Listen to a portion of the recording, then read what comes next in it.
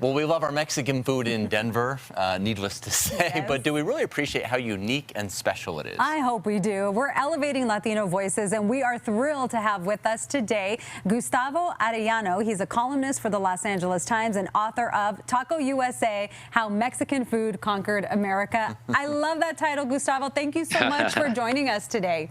Gracias for having me. Totally. Okay, so we talk a lot about food and, of course, the Den-Mex cuisine and how it differs from other regional Mexican dishes. You did so much research on this, so tell us. Not to mention, as you're talking to us, I just have to tell you, we have a lot of this cuisine spread out on the table. Yes. I'm so jealous. Yeah, no. In my book, Taco USA, which came out in 2012, I ran around the country documenting the history of Mexican food in the United States and specifically the regional varieties. And wherever there's a large historic Mexican-American community, you're going to have different interpretations of Mexican-American food. So in Southern California, for instance, in Los Angeles versus San Diego versus San Francisco. And Denver, though, I have to say, has one of the most unique Mexican food scenes that I have encountered in all my travels. And it's absolutely amazing. Well, we're just looking at some of the stuff here. I mean, we've got some chili rellenos, we've got some burritos from La Fiesta, also from Chubby's. Oh, my God. Right here in the middle. You know, we have some interesting creations, kind of like relleno with a wonton around it, or some different variations of that. La Fiesta, again, which provided some of this stuff the Herrera family owned for 60 years. Yeah. What are some of the unique dishes that kind of stand out to you when someone mentions Den-Mex? To me, the most famous Den-Mex food is the Mexican hamburger. And its most iconic representation, of course, is on Chubby's, the original Chubby's off of what? I think it's 38 and Lipan out there. Mm-hmm. Yeah, do you see? I remember. So it's just going to be your smothered burrito with a hamburger patty in the middle, inside of it, and then just smothered in Denver-style chili. And that's one of the things I have to tell the rest of the United States. In Denver, the rest of the United States, when you call a burrito covered in sauce, they call it a wet burrito. Only in New Mexico and Denver do you call it smothered. So that's the iconic representation. Another big dish in Den-Mex cuisine is carne adobada. Carne adobada, which of course is going to be your spiced pork. The rest of the country kind of knows it as al pastor, so this idea of pork rubbed with chili. But in Denver, it's adobada. And it's really interesting to me because my family's from Zacatecas, state in central Mexico, and we eat carne adobada as well. So the first time I came to Denver like 15 years ago, and I go to a restaurant, I'm like, oh, carne adobada, are you all from Zacatecas? They're like, no, we're from Denver. Exactly. Not quite as exotic. Yeah. Well, Dom and I are both from Denver, and we both lived in California. He lived in SoCal. I lived in NorCal. And it's so different. Like you said, nobody knows what a smothered burrito is. I went to my first Mexican restaurant in San Francisco asking for a smothered burrito. They brought me salsa. Oh, my gosh. Yeah, and not only that, like the burrito. So the famous one, of course, is a Mexican hamburger. But Denver, I would say, is where the breakfast burrito, like the types you get at Santiago's, it's also a religion. Or getting your burritos from people selling them from coolers, on, either going into the offices or in the corner. Do you have taco trucks all across the United States? Yes, and also in Denver. But just specifically focusing on breakfast burritos, that's such a Den-Mex thing as well. Don't forget the burritos outside the bars at 1 a.m. when everyone's getting out. Different times. I don't know if you know this, Gustavo, but she is from the north side, so she grew up going to Chubby's. Yeah. I did. Oh, my so God. 38th, when I was younger, that we would go cruising and we would use Chubby's not only to eat, but also the parking lot where everyone would gather and say hi to everybody and, get numbers, whatever you needed to do. And then when I got older, after you went out, that's the place you went. Yeah, Gustavo, it's interesting talking to you. I mean, you almost sound like a vocal. You're mentioning, Santiago's, Chubby's, all these places. I mean, how many times have you been here? Well, before the pandemic, I'd go to Denver every year because my column, I used to write a column called Ask a Mexican, which came out in Westward. And it's so telling. Outside of Southern California, my second biggest fan base was in Denver. So I did a lot of work with Su Teatro that actually transformed Ask a Mexican into a play called Interview with a Mexican. So I just, over the year, just going there, and I would always ask them, take me to the food that you folks eat. And so through that, I was able to just eat so much food, learn so much about the locals, and really appreciate it. And in many ways, I don't want to say I'm teaching Denverites about Den-Mex cuisine, but what I am doing is teaching the rest of the country about Den-Mex cuisine because they have no idea. I mean, Denver in general, people don't really think about Denver, sadly, in the United States the way some of the other bigger cities. But when I tell them about Den-Mex, they're like, oh, that's really interesting cuisine. And I tell them, you have to go to Denver to try this such a unique but yet incredibly delicious style of food. Well, you said they don't recognize Den-Mex too much. What about Pueblo Mex? Oh, my gosh. So Pueblo Mex, if you want to think about a cuisine that's not known, Pueblo Mex even more. So what is Pueblo Mex? You're going to have your slopper. You're going to have your Spanish rice with a lot of tomato, very much an influence, of course, of the Italians who settled down in southern Colorado. And then, of course, you have the Pueblo chili, which the Hatch fans are all going to say Pueblo chili is inferior.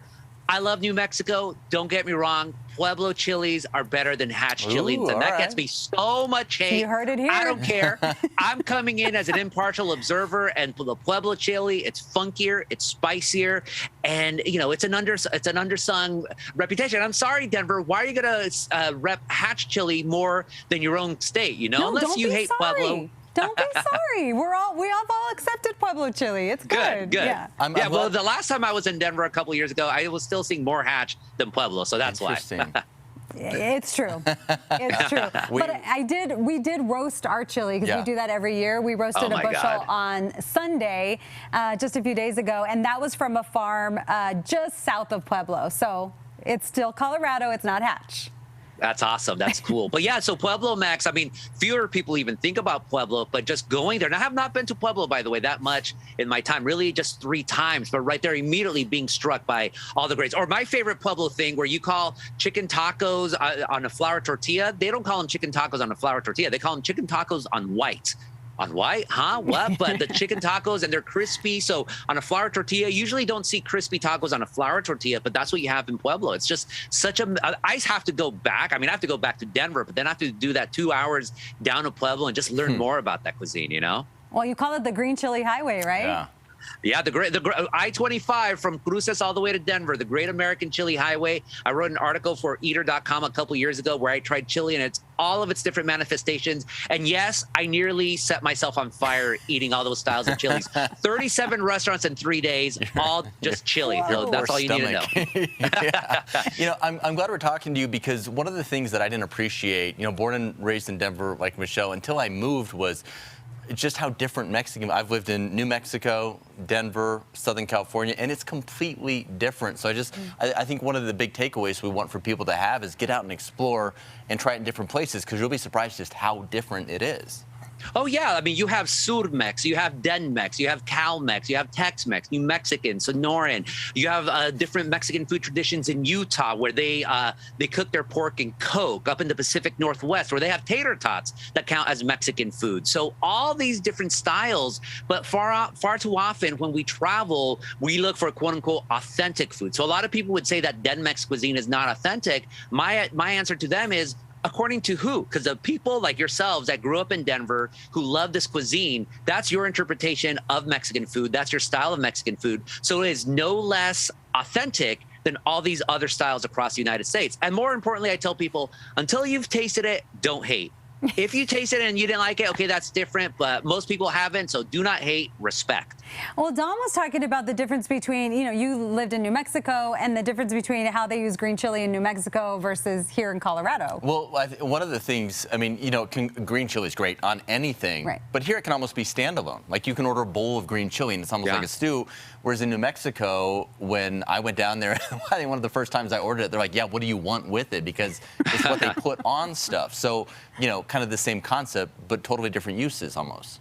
Oh, yeah. And then you could have chili like, I've had chili in a pecan pie. I have chili in macaroni and cheese. In Denver, you see it as a stew, but also I think it's best. And I love the Den-Mex style of chili because like when you put it smothered on a burrito, it has almost like an orange tint because you all have to rep the Broncos all the time. So I understand, but it's just, to me, it's just a little bit spicier than the New Mexico style. It's a little bit cheesier. It's a little bit more filling, I would argue, than that. And then, like I've seen it in hamburgers and green chili burgers, or just as a side to dunk your burrito, your already smothered burrito in.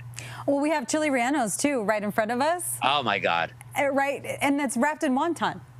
Yeah, that's one of the, I think I've never seen chile rellenos wrapped in a wonton wrapper until I got to Denver. The most iconic representation, La Fiesta. La Fiesta is such an amazing restaurant. You mentioned earlier, family run for over 60 years. It's a former supermarket. I think it might have been a big super. I can't remember. But it is only open for lunch, like 11 to 2.